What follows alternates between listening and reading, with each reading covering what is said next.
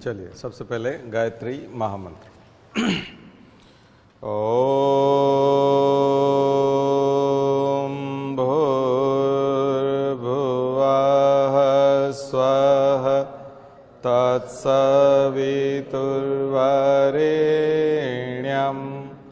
भर्गो देवस्य धीमहि धियो यो नः प्रचोदयात्।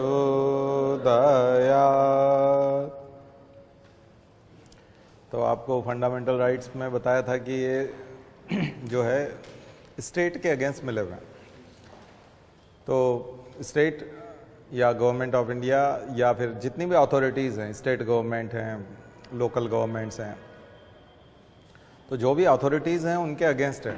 गवर्नमेंट अथॉरिटीज़ के अगेंस्ट यानी कि स्टेट के अगेंस्ट किसको मिले हुए हैं? सिटीजन्स को मिले हुए हैं। बट फंडामेंटल राइट्स तो तब जा कर के अच्छे से काम करेंगे जब वो कोई भी व्यक्ति उसका वायलेशन ना कर पाए।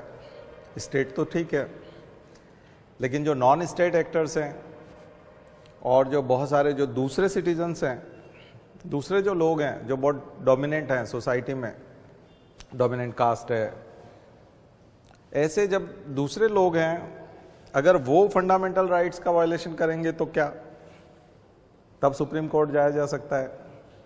तो ऐसे तो बहुत लंबी लाइन लग जाएगी, जो मैंने बताया सुप्रीम कोर्ट में बहुत लंबी लाइन लग जाएगी। तो उसके लिए समय समय पे हर फंडामेंटल राइट के साथ कोई न कोई कानून बनाया जाता है। फंडामेंटल राइट्स के साथ साथ संसद जो है वो कानून बनाती है, पार्लियामेंट हमारी इनेक्ट करती है। कई बार स्टेट गवर्नमेंट ये करती है, खास करके फंडामेंटल राइट्स के मामले में पार्लियामेंट करती है। तो आपके लिए जो इम्पोर्टेंट है फंडामेंटल राइट्स, जैसे मैंने 21 बताया कि 21 से जुड़े हुए बहुत सारे राइट्स हैं इम्प्लिसिट, और वो इम्प्लिसिट राइट्स जो हैं वो मिलकर के 21 को बहुत कंप्लीट कर देते हैं, बहुत पूरा, मतलब इतना विस्तार हो जाता है उसका कि लगभग 15 से ज़्यादा नए एक्ट हैं, नए अधिनियम हैं जो उससे जुड़े हुए हैं, जो कल हम बात कर रहे थे, राइट टू प्राइवेसी और वो सब बहुत सारी चीज़ें। तो डीएनए बिल, फिर वो डीएनए एक्ट बनेगा, फेस एफआरटी आएगा तो एफआरटी का फेस रिकॉग्निशन टेक्नोलॉजी का एक्ट आएगा, है ना, आधार का एक्ट है, ठीक है। तो ये जो सारी चीज़ें जो एक्ट बनते हैं, हमको केवल उन्हीं को सबसे ज़्यादा फोकस करना है। अब जैसे हम जाएंगे 21 के बाद में, जैसे हम 22 पे जाते हैं, 22 पे जाते हैं, तो उसके बारे में आपको ज़्यादा एक्ट नहीं मिलेंगे। फिर सीधा मिलेगा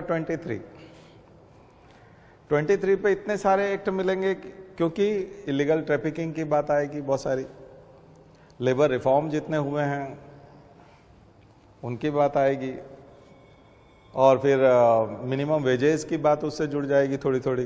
तो जितने भी पुराने आप बहुत सारे एक्ट को उसके साथ जोड़ पाएंगे, ठीक है। डीपीएसपी में ठीक है कि वो 141 से 43 तक वो चलता है, और वहाँ लेबर रिफॉर्म्स और उन सब की जगह रहती है, और वो एक आम मजदूर के साथ क्या होना चाहिए, आम व्यक्ति जिसको रोजगार नहीं मिल रहा है उसको कैसे रोजगार में, प्रबंधन में उसको शामिल करें, ये सब चीज़ें वहाँ रहती है। लेकिन वो एनफोर्सेबल नहीं है, एनफोर्सेबल बाय कोर्ट नहीं है, क्योंकि वो वाद योग्य नहीं है, उसको आप कोर्ट में नहीं ले जा सकते। लेकिन यहाँ पर 23 में जब कानून बना करके देंगे तो फंडामेंटल राइट भी है, और अगर कोई दूसरा व्यापारी, इंडस्ट्रियलिस्ट या कोई बिल्डर या कोई जो भी एम्प्लॉयर है जो रोजगार दे रहा है, अगर वो शोषण कर रहा है, वो अगर परेशान कर रहा है, तो उसके खिलाफ जबकि वो स्टेट नहीं है, तब भी रेमेडी अवेलेबल है।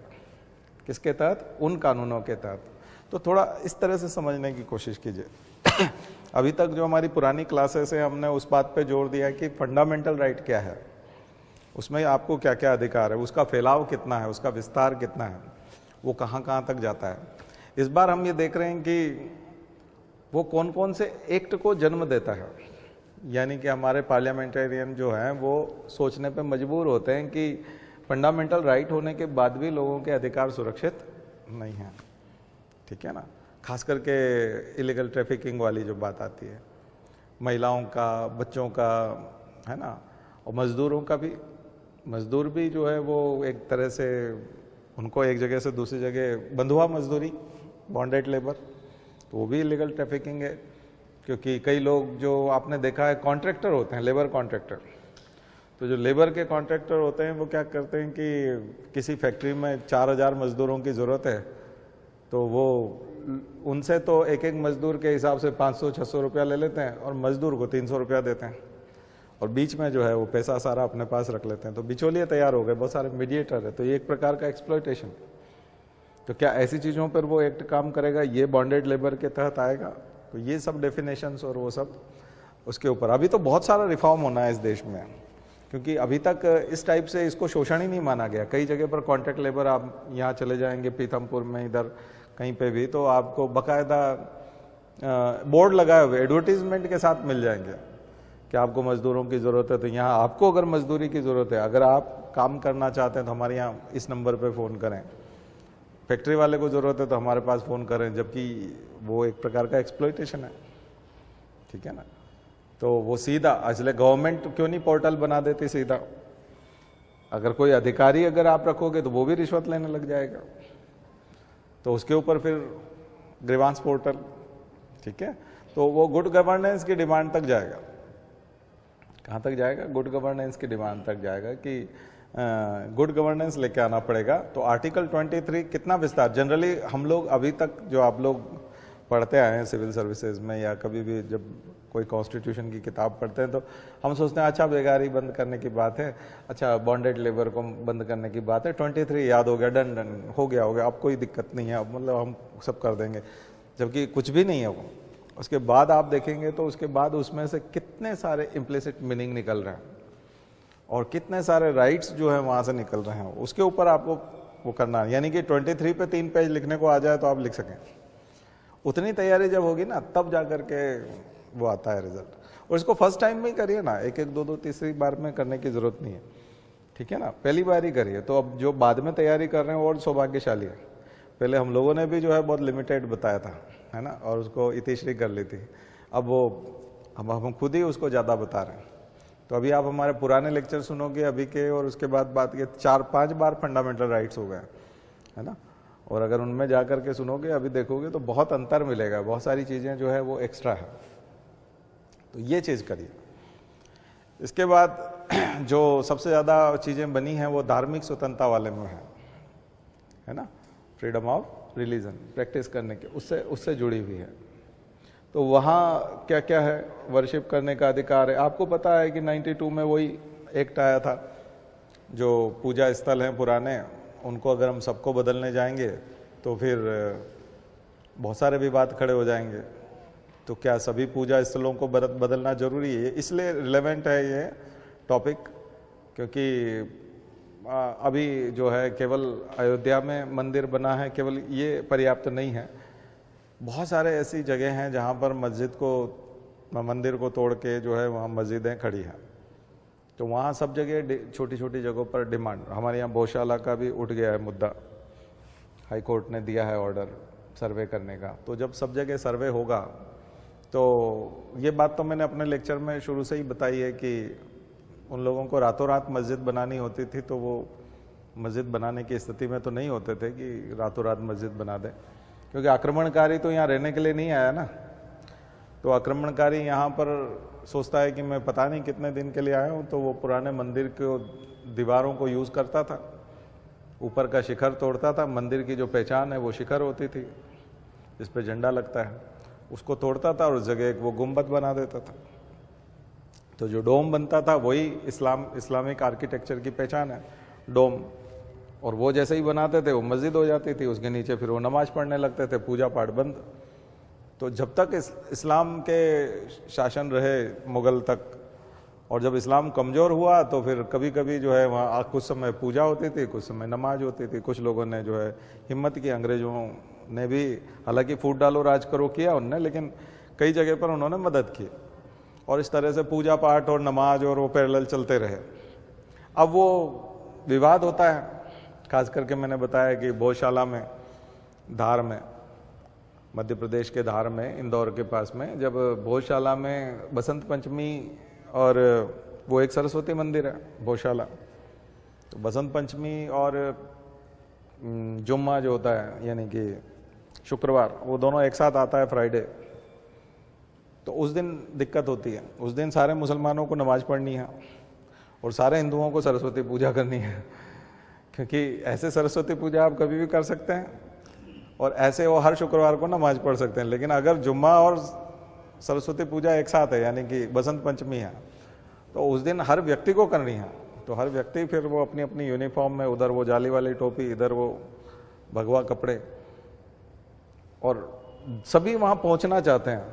तो उस समय जो भी कलेक्टर होता है उसके सस्पेंड होने के चांसेस बहुत ज़्यादा होते हैं। मैं आपके पर्पज से बता रहा हूँ, ये सब तो होता ही है। खैर ये तो हम लोग नहीं कर पाएंगे, कोर्ट का विषय है और लोगों का धर्म का विषय है, लेकिन हमारे विषय में तो इसलिए वो कैलेंडर पे देख लेता है। जिसको भी कलेक्टर लगा रहे हैं धार का, वो 1 या 2 साल में, मतलब अगले 1-2 साल में शुक्रवार और बसंत पंचमी तो 2 बार आएगी, इस साल में 1 ही बार आती। अगर वो शुक्रवार को पड़ रही तो वो मतलब उसके कटने के चांस बहुत ज़्यादा हैं और वो बलि का बकरा बनेगा। ठीक है, क्योंकि जो होना होगा होगा, पता नहीं, लेकिन हिंसा होती है। कर्फ्यू लगा देते हैं, हालांकि कोई ना तो ये आएगा ना आएगा, जनरली कर्फ्यू लग जाता है, या फिर पुलिस के और जो बाहर से फोर्स बुला लेते हैं कई सारी, उनके पहरे में जो है पूजा होगी और उसके बाद फिर दिन में नमाज के समय में जो है, उस समय में वो लोग बाहर निकल जाएंगे और फिर इनको नमाज पढ़ने दिया जाएगा उसी जगह पर। तो ऐसे ही बहुत सारे विवाद के क्षेत्र हैं भारत में, बहुत सारे विवाद के क्षेत्र हैं, और उसका कारण स्वाभाविक है कि ऐसा नहीं है कि वो मस्जिद पे ये दावा मुसलमान भी करते हो कि नहीं ये पहले शुरू से ही मस्जिद थी, नींव से ही मस्जिद थी, वो भी दावा नहीं करते, क्योंकि उनको भी पता है कि ये तोड़ के बनाया गया है, उनको भी पता है।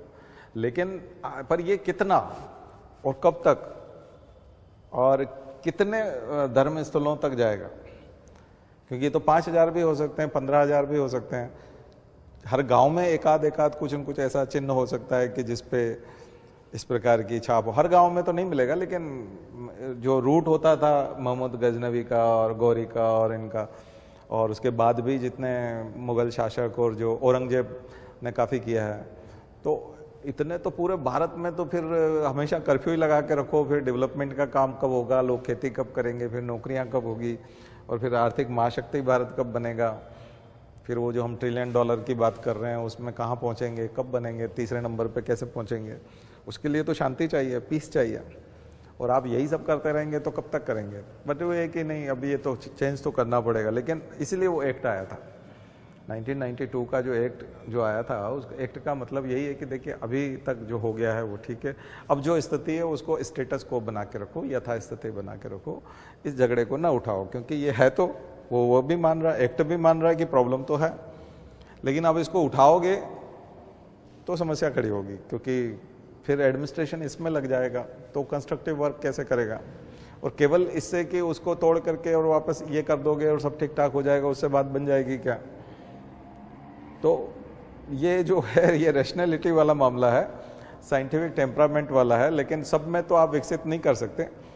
अब लोगों की भावनाएं भड़कती है, लोग भावनाशील हैं और लोग इसी में रहना चाहते हैं, तो ये रहेगा। लेकिन ये जो मुद्दे हैं इनको आप जोड़िएगा। किसके साथ जोड़ेंगे? 25 से।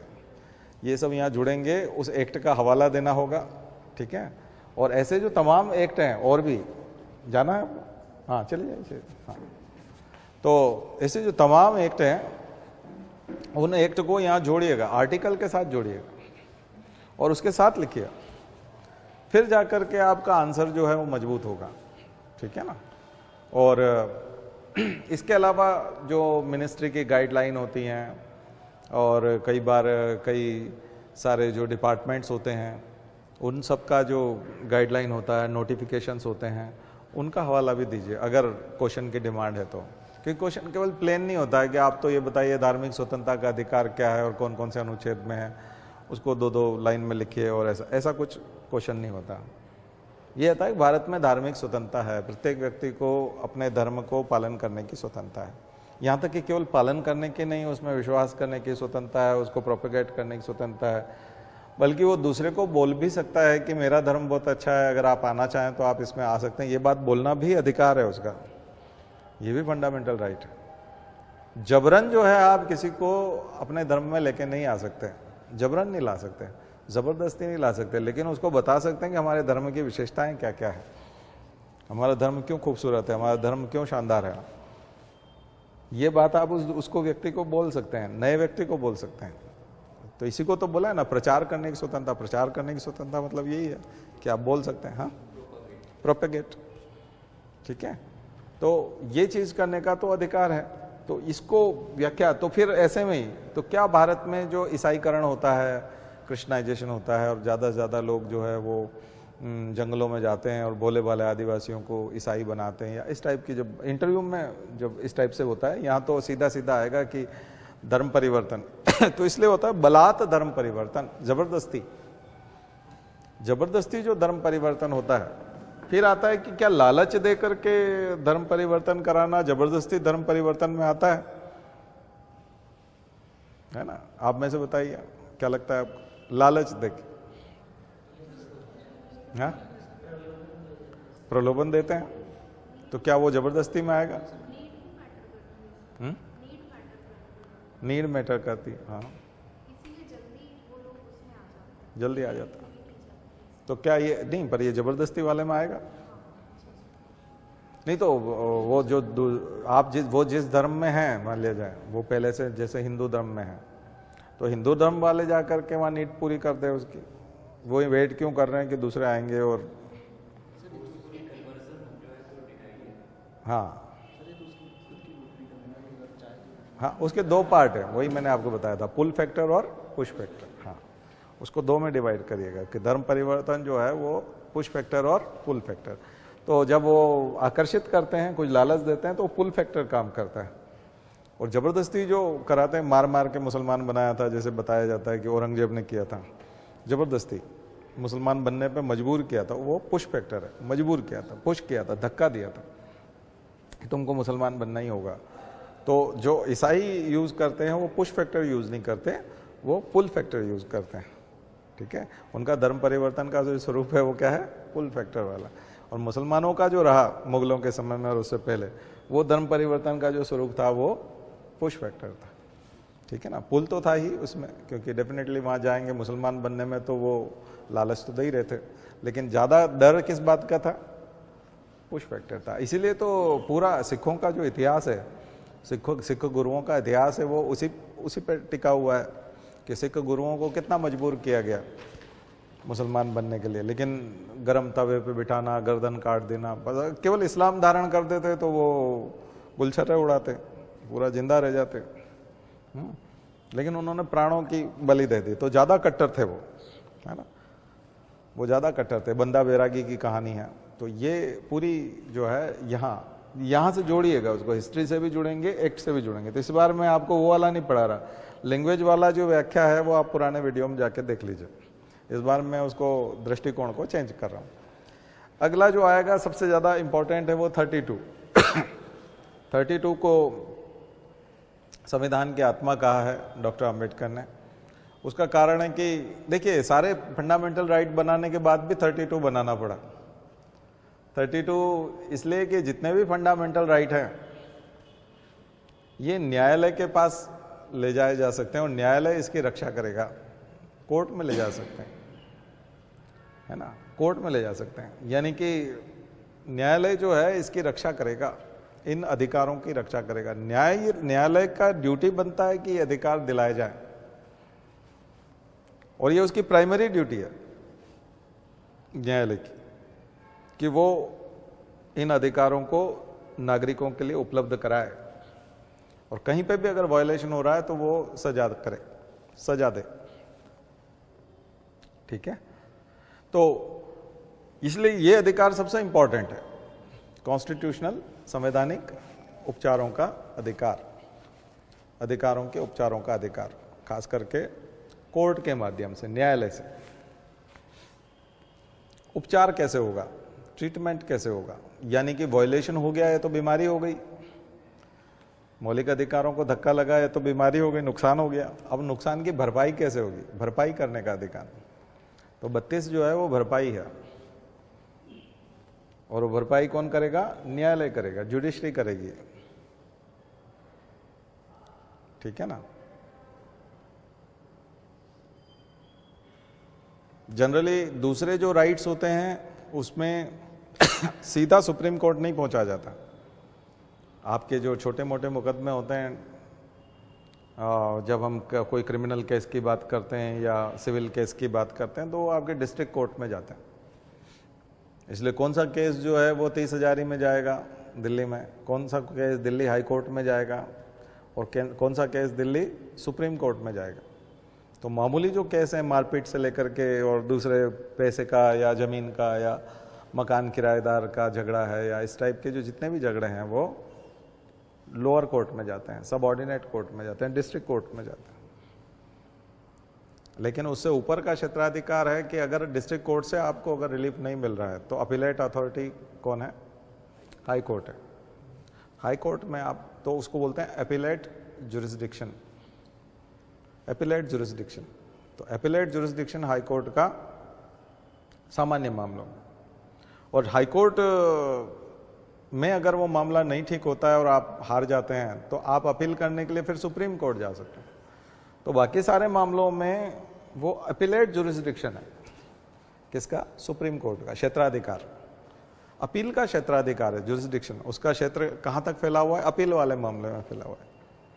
लेकिन फंडामेंटल राइट्स के मामले में सुप्रीम कोर्ट का प्राइमरी जुरिस्डिक्शन है, प्राथमिक रूप से उसका क्षेत्राधिकार बनता है फंडामेंटल राइट्स के मामले में, खास करके स्टेट जब वायलेशन कर रहा है तो, गवर्नमेंट कर रही है तो वो व्यक्ति सीधा जाकर के वहां रेमेडी ले सकता है। इसलिए सबरीमाला वाले केस में जो अनटचेबिलिटी हो रही थी और तमाम जो फंडामेंटल राइट्स महिलाओं की पूजा पाठ करने का, तो उसमें 25 वाला भी था और 17 भी था, दो तरह के फंडामेंटल राइट्स। तो उसके लिए सीधा आप सुप्रीम कोर्ट जा सकते हैं, उसके लिए हाई कोर्ट जाने की जरूरत नहीं है। हाई कोर्ट, सुप्रीम कोर्ट ये नहीं कह सकता कि अभी पहले, हाई कोर्ट भी जा सकते हैं आप, लेकिन हाई कोर्ट भी जो है वो करेगा, रीट जारी कर सकता है। इसमें रीट जारी होती है, उनकी तरफ से रीट जारी होती है, लेकिन सुप्रीम कोर्ट में जाने से कोई रोक नहीं सकता। और सुप्रीम कोर्ट का हो गया तो उसके बाद फिर अपीलेट वाला झंझट नहीं रहेगा, तो इसलिए अपील नहीं करना पड़ेगी, इसलिए कई लोग सुप्रीम कोर्ट जाते हैं, ठीक है ना।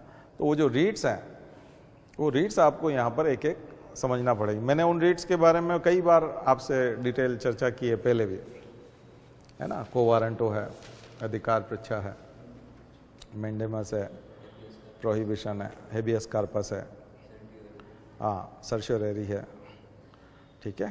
तो ये जो सारे रीट्स हैं पांचों, ये पांचों रीट जो है बहुत प्रैक्टिकल है, बहुत प्रैक्टिकल फॉर्म में आप उसको समझिएगा।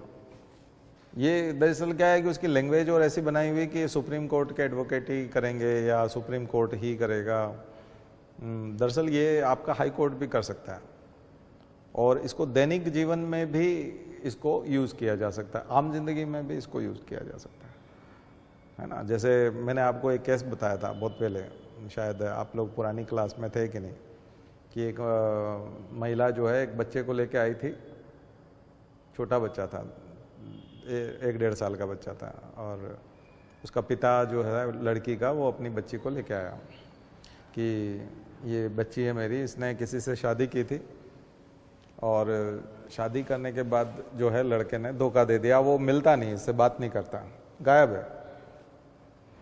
बच्चा हो गया 1.5 साल का, वो गायब है। तो अब क्या करें? तो मैंने कहा अब इसका तो, मैंने कहा करना क्या है, जब वो रखना नहीं चाहता और गायब है तो अब आप साथ में रह लोगे तो भी हमेशा का झगड़ा होगा, मतलब क्या करना क्या है। तो लड़की बोले सर मुझे रहना नहीं है उसके साथ, मुझे बिल्कुल भी नहीं रहना है और मैं अब रहना भी नहीं चाहती, और कुछ नहीं, कोई शिकायत नहीं मुझे, बस मुझे एक बार उससे मिलना है और मिल करके पूछना है कि उसने आखिर ऐसा क्यों किया। मैंने कहा ये तो मैं करवा सकता हूँ, मैंने कहा ये आसान है, तो इसमें क्या दिक्कत है। मैंने कहा अभी क्या दिक्कत आ रही है? बोले अभी वो जिस फैक्ट्री में काम करता है शायद अंदर काम करता होगा, लेकिन गेट से भगा दिया जाता है गेट वाले अंदर नहीं जाने देते, और जिस घर में वो रहता था वहाँ आजकल रहता नहीं है, और सोशल मीडिया उसने बंद कर दिया, फ़ोन नंबर चेंज कर लिया, और घर उसने कभी बताया नहीं था कि वो कहाँ का रहने वाला है, तो ऐसा ज़्यादा कुछ उसके बारे में पता नहीं था। अब दिक्कत है कि उसको खोजें कैसे, तो हमने उनको यही कहा था हेबियस कार्पस। मैंने कहा हेबियस कार्पस, बंदी प्रत्यक्षीकरण लगाओ। मैंने कहा अब आपका प्राइमरी रिलेशन है क्योंकि आप पत्नी हो, तो पति और आपका प्राइमरी रिलेशन है, इसलिए आपका हक बनता है कि वो कहाँ है वो आपको पता होना चाहिए। तो आप पुलिस में पहले तो ये लिखाओ कि उनका अपहरण हो गया है, उनका किडनैपिंग हो गया, मतलब मतलब वो तो इससे ही काम हो गया, मतलब यहाँ हेबियस कार्पस पे भी नहीं जाना पड़ा, क्योंकि नहीं तो आप तो हेबियस कार्पस लगा सकते हैं ना सीधा, बंदी प्रत्यक्षीकरण, कि मेरे पति को किसी ने किडनैप कर लिया या बंद कर दिया है, पता नहीं कहाँ है, मुझे उसकी चिंता हो रही है, तो उसे उपस्थित किया जाए। तो पुलिस वाले फिर पकड़ लाए उसको और फिर मिलवा दिया, बात हो गई। बोले सर ये तो बहुत इजी था। हमने कहा तो यही तो करना था। आप कहोगे कि पति ने मुझे छोड़ दिया है, अब वो घर नहीं आता है, तो पुलिस वाले भगा देते हैं, डांट के भगा देते हैं, कोई एफआईआर नहीं करते। अब तुम्हारे साथ पिटाई की क्या? बोले पिटाई नहीं की, लेकिन वो तो आया ही नहीं, तो गया होगा कहीं, कुछ होगा, और ऐसे में ध्यान नहीं देते। तो आपका तरीका होता है कि आप उनसे न्याय कैसे प्राप्त हो। हेबियस कार्पस आपको वो आइडिया देता है। हेबियस कार्पस कोई सुप्रीम कोर्ट रीट जारी करेगा, उसका क्षेत्राधिकार, ऐसा नहीं है। ये सारी चीजें जो है, ये सारी चीजें आप आम जिंदगी में, है ना, ये तो अभी तो आप लोग खैर नहीं करते, मैं तो जन सुनवाई करता था और मैंने जन सुनवाई में बहुत एंजॉय किया, मतलब ज्ञान बहुत प्राप्त किया। एंजॉय से मतलब ज्ञान बहुत प्राप्त, लोगों का दुख दर्द सुन के तो क्या सुख मिलेगा, लेकिन यह है कि उसमें मैंने बहुत ज्ञान लिया, बहुत ज्ञान लिया। हजारों लोग आए। अब तो मैं थोड़ा सा थक गया हूँ मैं, मतलब वो थक तो नहीं गया, लेकिन ऊर्जा मिलती है उससे भी, लेकिन वो फिर मैं पढ़ाने का काम ठीक से नहीं कर पाऊंगा, क्योंकि लोगों के वो सब चलते रहते हैं तो रात को नींद भी नहीं आती फिर। लेकिन ज्ञान बहुत मिला, तरह तरह की समस्याएं थी, और लोगों की जब आप समस्याएं सुनते हो, इतने सारे लोगों की समस्याएं सुनते। अच्छा, राजनेता तो क्या करते हैं कि उनकी समस्या पकड़ते हैं, उनका आवेदन पकड़ते हैं और रद्दी की टोकरी में डाल देते हैं, उनको कोई लेना देना नहीं। अधिकारी जो है वो जो पैसा देता है उसकी सुनते हैं, उनका सिलेक्टिव होता है। लेकिन जब हम सुन रहे थे तो हम न तो अधिकारी थे, हमने सब तरफ से रिजाइन दे दिए थे, और राजनेता भी नहीं थे, कोई पद नहीं था, बस हम बैठते थे सुबह 11 से लेकर शाम को 5, 6, 7 बज जाता था। जितनी लाइन होती थी, 70 लोग होते तो 150 होते तो जितने होते थे, सबकी समस्या ध्यान से सुनते थे। और हमारे स्टूडेंट की टीम थी 30-40 लोगों की, तो उनमें से 10-12 लोग जो है वो लाइन वगैरह व्यवस्थित कराना, उनकी समस्या वहाँ पर नोट करवाना, पहले से ही उसको तैयार करवाते थे कि सर से क्या बोलना है, मतलब कैसे बोलोगे, आपकी प्रॉब्लम क्या है, उसको नोट कर लेते थे। फिर कुछ बच्चे जो है कंप्यूटर पे लगे रहते थे, तो हम पब्लिक ग्रीवांस पोर्टल यूज़ करते थे। एमपी समाधान चलता था उस समय में, सीएम हेल्पलाइन नहीं था, एमपी समाधान था, उस पर टाइप करवाते थे, मेल करते थे तमाम अधिकारियों को, सीनियर्स को, तो उसको घेरते थे, समस्या को घेरते थे। जो भी प्रॉब्लम होती थी उसके सप्ताह भर में ठीक हो जाए। अगली बार जब वो आता था मुस्कुराते हुए आता था अगले सप्ताह, फिर वो फीडबैक देने आता था कि सर वो काम हो गया है, बहुत अच्छा रहा। और जो भी हम शिकायत करते थे उसकी, जहाँ पे भी बात पहुँचाते थे, उसकी एक कॉपी उसको देते थे प्रिंट निकाल के। उसका 1 रुपया भी नहीं लेते हम, किसी से भी नहीं लेते थे, पैसा किसी से नहीं लिया हमने, क्योंकि उसको 1 रुपया भी नहीं लगता। प्रिंट हमारा खुद का प्रिंटर है, कागज है, तो 50 पैसे में पड़ता होगा, 40 पैसे में पड़ता होगा, उससे क्या लेना है। बल्कि चाय पिलाते थे हम सबको, हमारे घर पे सब लोग चाय बनाते रहते थे, दिन भर चाय बनती थी, सब लोग चाय पीते थे। तो ये सब हमारी तरफ से होता था, घर की तरफ। बड़ा आनंद आता था। ज़्यादा कोचिंग से 1-2 लाख रुपया आता था, नौकरी से 1-8 लाख रुपया आता था। संडे के दिन ये काम करते थे, तो बढ़िया से ज़िंदगी चलती थी, लोगों की प्रॉब्लम सुनते थे। 22,000 से ज़्यादा लोगों की समस्याएं सुनी हमने, 22,000 से ज़्यादा लोगों की। इतनी डिफरेंट प्रॉब्लम्स थी। तो मैं जो आपको अच्छे से पढ़ा पाता हूँ कोई भी बात, और प्रैक्टिकल एग्जाम्पल के साथ जो चीज़ें बताता हूँ, वो कोई दूसरा टीचर ने जब तक प्रॉब्लम अगर लोगों की नहीं सुन रखी है, उसको सॉल्व नहीं कर रखा है, और एडमिनिस्ट्रेशन में जाकर के तो आपको यही करना होता है। तो ये जो चीज़ें हैं, यही आपको ताकत देती है, और ये जितना ज़्यादा आप करोगे, आप पावरफुल होते जाओगे, अंदर से पावरफुल होते जाओगे, ठीक है ना। तो अब राजनेताओं का काम है ये काम, तो देखा जाए तो जो, पर राजनेताओं में इतनी समझ नहीं है, वो सिविल सर्विसेज की तैयारी करते नहीं, और जिन लोगों में समझ है उनको सैलरी कम लगती है तो वो पैसा मांगते हैं, वहाँ पैसे से काम होता है। ब्यूरोक्रेट्स है, उनको सब समझ में आता है। कोई ब्यूरोक्रेट मूर्ख नहीं है, मुझे नहीं लगता कोई ब्यूरोक्रेट मूर्ख है, क्योंकि सब लोग सिविल सर्विसेज के एग्जाम क्रॉस करके आए हैं, इसलिए मूर्ख नहीं है, ऐसा नहीं कि हम ही समझदार थे ब्यूरोक्रेट्स में या बहुत सारे कलेक्टर मूर्ख हैं, उनको अकल नहीं है, सब अकल है उनको। लेकिन अगर उनको मोनेटाइज नहीं कर पा रहे हैं वो, अगर वो उससे पैसा नहीं बना पा रहे हैं, तो वो उस काम को नहीं करते हैं, उसको पेंडिंग कर देते हैं। और नेता को तो समझ ही नहीं है, तो वो प्रॉब्लम को समझ ही नहीं पाता कि प्रॉब्लम क्या है। ये प्रॉब्लम, कई नेताओं को ये नहीं पता कि ये प्रॉब्लम सॉल्व कौन करेगा, कौन सा डिपार्टमेंट करेगा, किसको फ़ोन करना चाहिए, कौन से अधिकारी को ये लिफाफा दे दिया जाए, उसको पता ही नहीं है। हमको देखिए, ये पता होना भी बहुत बड़ी चीज़ है कि ये कौन से डिपार्टमेंट की प्रॉब्लम है, ये जो आदमी लेके आया है ये डिपार्टमेंट कौन सा है और कौन अथॉरिटी है। कमिश्नर करेगा, कलेक्टर करेगा, एसडीएम करेगा, या उस विभाग का कोई डायरेक्टर है वो करेगा। और उसका अगर कोई एड्रेस है तो वहाँ तक लिफाफा पहुँच जाए, या फिर ऑनलाइन है तो मेल कर दिया जाए उसको। सभी के मेल मिल जाएंगे आपको, सभी के सेक्रेटरी हैं, सभी का। तो कोई भी व्यक्ति लोगों की भलाई कर सकता है। लेकिन ये वो एक्स्ट्रा काम है। अब हम लोग तो, हमारी तो जॉब लगी हुई थी, कोचिंग भी चलती थी घर पे, तो ये सब काम चलता रहता था, दोनों चीज़ें साथ साथ चलती थी। और संडे का दिन हम केवल इसमें लगाते थे। लेकिन केवल संडे नहीं होता, वो तो फ़ोन तो आते रहते थे। हमने एक नारा दिया था, सिस्टम थप्पड़ से काम करता है, तो बहुत पॉपुलर था। मतलब लोग बोलते थे, अच्छा थप्पड़ से काम करता है, तुम नक्सली बात करते हो, ऐसी बात करते हो, मतलब सिस्टम क्या ऐसा है। हमारा उद्देश्य था कि नहीं, सिस्टम शिकायत से काम करता है। थप्पड़ मतलब एक शिकायत है, किसी व्यक्ति की शिकायत करना मतलब थप्पड़ मारने के बराबर है। और फिर एकदम काम होने लगता है। कागज़ चलता है तो काम होते हैं। हमने लिखा था उसमें, कागज़ चलता है तो काम होते हैं। तो कागज़ चलने से काम होता है, वो नज़रअंदाज नहीं कर पाता। आपने सीधा सीधा ही लिख दिया। कल भी वो बच्चा आया था तो उसको हमने यही सजेस्ट किया कि आप घेरो उसको, कागज़ लिखो, ज़्यादा से ज़्यादा जगह पे कागज़ लिखो, एनसर्कलिंग कर दो, 6-7 जगह डाल दो उसका। तहसीलदार आपका काम नहीं कर रहा है, एसडीएम काम नहीं कर रहा है, उसके तो 50 पति है ना उसके तो उसके तो इतने सारे लोग हैं उसको ऑर्डर देने वाले, जिनको वो जवाब देना पड़ेगा उसको। तो कमिश्नर को लिखो, सेक्रेटरी को लिखो, प्रिंसिपल सेक्रेटरी को लिखो, चीफ सेक्रेटरी को लिखो, फिर नेता को लिखो, काउंटर करो अच्छे से और उसका घेराव करो। और इतनी जगह से जब एक साथ जवाब मांगे, हिल जाएगा वो। सबसे पहले उठ करके 11 बजे आपका काम करेगा, उसके बाद फिर दूसरा काम करेगा।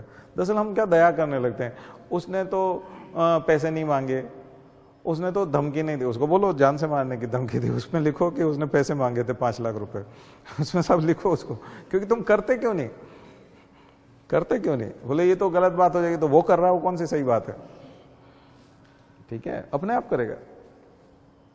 ठीक है, तो ये तरीका होता था और वो इतना इफेक्टिव था कि उस समय में कलेक्टर के यहाँ पर और एसपी के यहाँ पर जितने जो क्लेरिकल स्टाफ होता था, वो सब लोग लाइन में जन सुनवाई वो भी करते थे, मंगलवार को वो करते थे।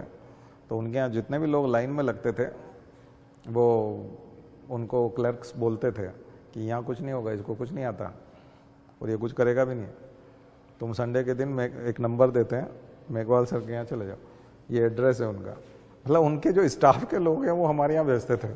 बोले यहाँ आने से तुम्हारी चप्पल गिर जाएगी, कुछ नहीं होगा, ये हर बार ऐसे ही कुछ तो भी खाना पूर्ति कर देता है, ये बेवकूफ़ बना देता है, इससे होता ही नहीं है कुछ। तो इतना फेल्यूर था उस सिस्टम का कि उनके यहाँ 40 लोग 35 लोग जाते थे, हमारे यहाँ 150 लोग आते थे। उन 35 में से 5 का भी काम नहीं हुआ पूरे सप्ताह, और हमारे वहाँ 150 लोग आए, उसमें से 140 का काम हो गया एक सप्ताह के अंदर। और हमारी शिकायत को देख के ही वहाँ के बाबू वगैरह सब हंसने लग जाते थे कि जब भोपाल से शिकायत वापस वहीं पहुँचती थी लोकल में, वो हंसते, अरे ये सर के वहाँ का मामला है, ये लैंग्वेज उन्हीं की, ये वही लिखते हैं इस टाइप का, वो इसको सबसे पहले करो नहीं तो फिर अगली बार और खतरनाक लिखेंगे। तो ये जो नॉलेज है ना, जो लिखना, ये जो हम कई बार आपको बोलते हैं कि लिखना सीखो, अगर ये लिखना अगर आपने सीख लिया तो ये बहुत खतरनाक चीज़ है, दिमाग खराब कर देता है। ये बहुत बड़ा से बड़ा काम हो सकता है। और पढ़ने से और अध्ययन करने से हिम्मत आती है लिखने की। और जब आप गहराई से पढ़ते हो, एनालिटिकल पढ़ते हो, ये इसलिए याद मत करो उसको, ये सब फंडामेंटल राइट्स और ये याद करने की चीज़ नहीं है, बल्कि एक्सरसाइज करने की चीज़ है। इसलिए हमने तो किया, बल्कि हमको तो उससे दुगना, अगर किसी ने, और सबसे बड़ी बात है कि 22,000 लोगों की जब हमने समस्याएं सुलझाई, उसमें कम से कम 2,500 लोगों को ज़मीनें दिलवाई होगी वापस, गुंडे बदमाशों से, जमींदारों से, और बड़े बड़े लैंडलॉर्ड, ऐसे लोग जो डॉन थे, जो जिन्होंने मर्डर कर रखे थे बहुत सारे, ऐसे लोग भी कोई कॉल नहीं कर पाता था। सिंगल कॉल नहीं आया 22,000 लोगों की प्रॉब्लम सॉल्व करते समय, एक कॉल भी नहीं आया कि ये तुम कैसे कह सकते हो और ये कैसे करवा सकते हो और क्यों उसको भड़का रहे हो हमारे खिलाफ, या हम खाली नहीं करेंगे उसकी ज़मीन, या हम तो नहीं देते और तुम क्या कर लोगे, जाओ तुम हाई कोर्ट में। कोई हाई कोर्ट नहीं, कोई कुछ नहीं, सिंगल कॉल नहीं है, सिंगल धमकी वाला कॉल नहीं है। कई लोग बोलते हैं धमकी आती है, बहुत प्रेशर आता है, पॉलिटिकल प्रेशर आता है, गुंडों का प्रेशर आता है। फिल्मों में तो ऐसा बताते हैं कि जैसे अगर कोई ऐसा काम करने लग जाए तो शाम तक उसको मार डालेंगे, है ना। ऐसा कोई प्रेशर नहीं आता, सब डरते हैं। बस आपको कानून की समझ हो, लैंग्वेज आपकी जोरदार हो, है ना, किसी की हिम्मत नहीं है। तो ये मैंने इसलिए बताया प्रैक्टिकल कि ये जो रीड्स वाला है ना, ये वाला जो 32 है, ये इतना पावर अगर आपको नहीं देता है तो फिर कॉन्स्टिट्यूशन पढ़ने का कोई मतलब नहीं। इसलिए कॉन्स्टिट्यूशन बहुत भारी भरकम चीज़ है, बहुत भारी भरकम चीज़ है। ये आपके घर की रोजी रोटी चला सकती है, ये आपके घर की इज्जत दे सकता है, ये आपको भारत में निवास करने की स्वतंत्रता देता है, घूमने फिरने। कोई पुलिस वाला जो है इतनी आसानी से आपसे पूछताछ नहीं कर सकता, आपकी गाड़ी की चाबी नहीं निकाल सकता, आपसे कागजात नहीं मांग सकता, आपको थप्पड़ नहीं मार सकता, आपकी पिटाई नहीं कर सकता। अदरवाइज तो पीएचडी कर ले आदमी, साइंटिस्ट बन जाए और उसको कोई भी पीट जाता है पुलिस वाला, कांस्टेबल के सामने थर थर कांपने का लगता है। तो ये जो हिस्सा है कॉन्स्टिट्यूशन का, खास करके फंडामेंटल राइट वाला, इसकी आत्मा को अगर आपने समझ लिया, इसको एनालिटिकल वो पार्ट से अगर समझने की कोशिश की, तो फिर तो आदमी बहुत ही प्रखर व्यक्तित्व जिसको कहते हैं ना, तो व्यक्तित्व की प्रखरता इसी से आती है, उससे नहीं आती, है ना। वो समझ लो कि हनुमान चालीसा है आर्टिकल 32 जो है वो हनुमान चालीसा हम लोग निकालते हैं ना सुंदरकांड में से ना, उससे, हाँ, तो वहां से, तो आप जो रामचरितमानस में से जो हनुमान चालीसा निकालते हैं, वैसे संविधान में से ये ताकत है। क्योंकि हनुमान जी को हम कब याद करते हैं, जब हम कमजोर होते हैं, खास करके ऑटोमेटिक आती है वो हनुमान चालीसा जब भी कभी भय होता है, डर लगता है, तो यूं तो पूजा पाठ में होना एक अलग चीज है, लेकिन भय के समय में अपने आप हनुमान जी याद आते हैं एकदम से, है ना। बाकी समय में आप दूसरों को याद करते रहो, बहुत सारे देवी देवता हैं मुस्कुराते हुए लेकिन जो आकर के प्रॉब्लम से आपको निकाल सके, रेमेडी ये है रेमेडी तो रेमेडी जो है वो हनुमान जी है, तो वो आपको यहाँ मिलेगी रेमेडी 32 में, ठीक है ना। तो आपको उसका स्वरूप समझ में आ गया, उसका महत्व समझ में आ गया। कोई सा भी प्रॉब्लम, इसके लिए एक्ट और पीछे बहुत सारे वकील का दफ्तर देखा आपने, जिसमें बहुत सारी किताबें जमी होती है, उसने पढ़ी थोड़ी होती है। जितनी ज्यादा किताबें उतना अनपढ़ वकील वो सजा के रखता है वो सब फिर फ्लैग लगाने के लिए होती है। वो तब उस दिन जब केस होता है तो उस पेज पे जाता है रेफरेंस के लिए, जज के सामने पेश करने के लिए, ताकि वो ऑर्डर राइटिंग कर सके, उसके लिए होती है। बाकी कुछ नहीं है, उन किताबों का कोई महत्व नहीं है। कोई पढ़ी लिखी इतनी किताबें आप तो जानते हो, पढ़ ही नहीं सकता कोई, वो पढ़ने के लिए होती भी नहीं है। वो ऐसा थोड़ी कि वकील है इसके पास इतनी किताबें, मतलब इसको सब याद होगा, कुछ भी याद नहीं उसको, ये भी नहीं पता कौन से नंबर की किताब कौन सी है। हाँ, थोड़ी बहुत प्रैक्टिस हो जाए, वो झाड़ू पोछा करने वाला या जो उसका जो सफाई करता है उसको ज़्यादा याद होगा वकील से भी कि किताबों का सीक्वेंस क्या है, ठीक है ना। तो कॉन्फिडेंस आया कि नहीं, हाँ ये है। तो हमारी क्लास तो पहले तो हम ऐसे ही लेते थे पुरानी, तो हमने सोचा थोड़ा ऊर्जा, फिर से आज थोड़ी संख्या बढ़ी तो हमने सोचा ऊर्जा जो है पुरानी वाली जागृत करें, क्योंकि ये आपको मार्केट में नहीं मिलेगी, यूट्यूब के किसी चैनल पे आपको नहीं मिलेगा, कोई आदमी यूट्यूब पे ऐसा नहीं बताएगा इस टाइप से। क्योंकि हर आदमी ताकत को अपने पास रखना चाहता है, ताकत बांटना नहीं चाहता, ज्ञान बांटना। तो फिर अगर आपने अपने आप को ताकतवर बनाया है तो फिर आप दूसरे को भी ताकतवर बना सकते हो। ऐसा कैसा ज्ञान है कि आप खुद तो ताकतवर हो गए और दूसरे को नहीं बना सकते, बड़ा गुप्त ज्ञान है, ऐसे ज्ञान से क्या मतलब है? उस ज्ञान का कोई मतलब नहीं। हम आपको बता रहे हैं आप अपने पड़ोसी की प्रॉब्लम सॉल्व कर सकते हो, है ना। कई लोग थाने में, पुलिस में और हॉस्पिटल में और उनमें जाने से बचते हैं। हॉस्पिटल को लाइन पे लेके आ सकते हो, है ना। न्यायालय को लाइन पे लेके आ सकते हो। न्यायालय से बड़ा डरते हैं लोग, जबकि ओपन हियरिंग होती है, ये सारी चीज़ें ओपन हियरिंग वाली चीज़ें होती हैं, लेकिन न्यायालय से डरते हैं। जज के कमरे में झांकने से भी डरते हैं लोग कि जज देख लेगा सीधा फांसी पे टांग देगा, और उनको लगता है, बड़ा डर लगता है लोगों को कि जज बहुत बड़ी चीज़ है, हाँ फलाना पुलिस वाला बहुत बड़ी चीज़ है। हाँ सही बोल रहा हूँ ना मैं, डर है लोगों को। आप तो जज साहब के यहाँ काम करते हैं, हाँ, तो कैसा लगता है वहाँ लोगों को? हिचक है ना, क्या कारण है?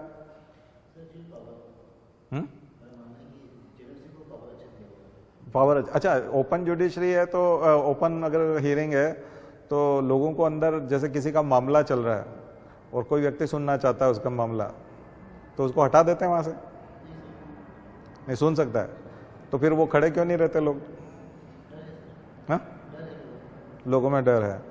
पर अगर मान लीजिए कोई जाके खड़ा हो जाए कि मुझे ये जो चल रहा है इसकी हियरिंग सुनना है, ऐसे, क्योंकि वो तो पब्लिक हियरिंग है, ओपन है और पब्लिक वहां खड़ी रह सकती है। चपरासी आके बोलता है कि तुम कौन, यहाँ कैसे बोलता है? केस में रिलेवेंसी, तो फिर पब्लिक कैसे हुआ?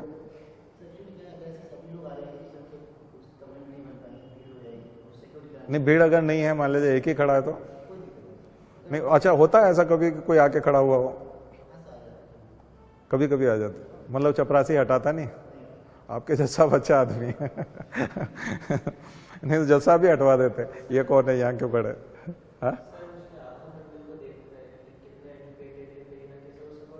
हाँ, अगर मतलब अनजान आदमी है तो उसको हटा दे। हाँ, मतलब आदमी का स्टेटस देख करके उससे बिहेवियर होता है ना। भाई भारत का नागरिक होना पर्याप्त नहीं है ना चलिए ठीक है, मजेदार है।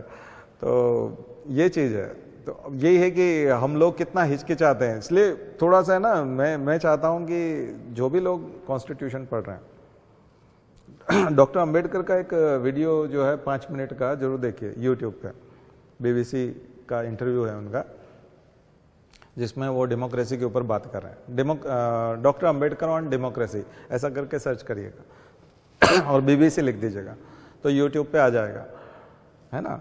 उसको सुनिएगा, उनका कॉन्फिडेंस देखिएगा, पत्रकार से बात करते समय उनका कॉन्फिडेंस देखिएगा। इंग्लिश में वो बीबीसी के पत्रकार को समझा रहे हैं कुछ, एक बहुत कम रेयर वीडियो है डॉक्टर अंबेडकर के, वो उसको देखिएगा। वो कॉन्फिडेंस भारत के नागरिक में आना चाहिए। वो बोल रहे हैं कि डेमोक्रेसी क्या है। नेहरू जो है वो गाय बछड़ा, उस समय में वो था उनका चुनाव चिन्ह, तो गाय बछड़ा के सामने किसी गधे को खड़ा कर दीजिए, जीत जाएगा। मतलब गाय बछड़ा के सामने नहीं, गाय बछड़ा के चुनाव चिन्ह पे। तो ये जो चुनाव चिन्ह था वो इतना पॉपुलर था, नेहरू का चुनाव चिन्ह, कि हर आदमी को गाय बछड़े पे वोट देना है।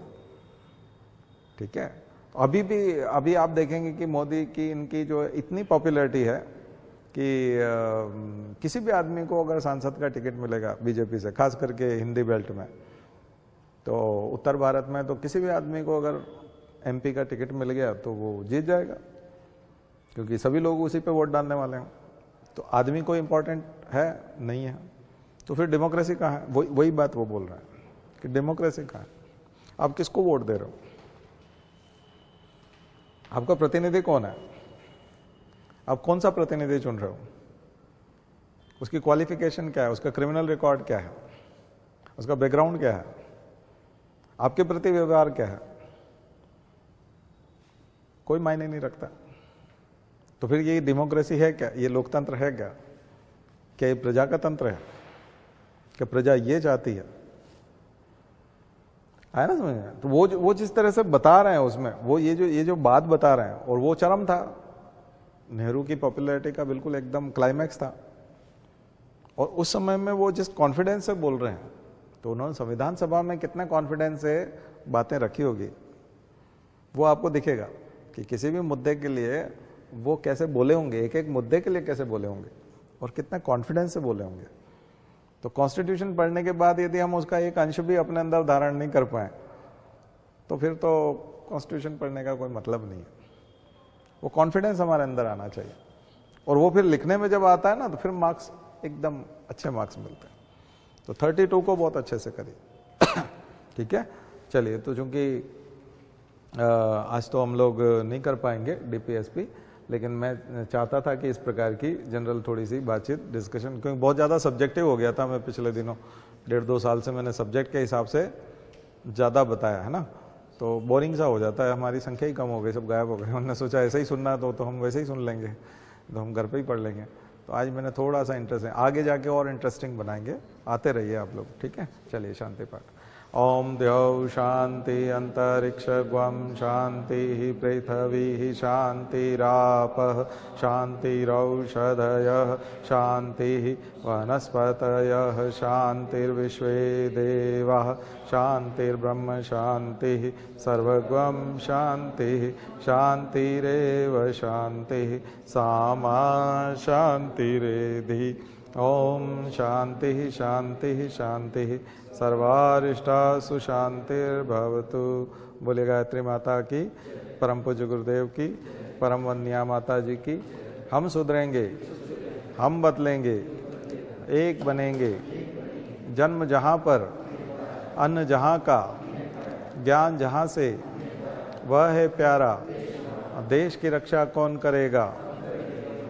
मानव मात्र, नर और नारी, जाति वंश, भारत माता की, भारतीय संस्कृति की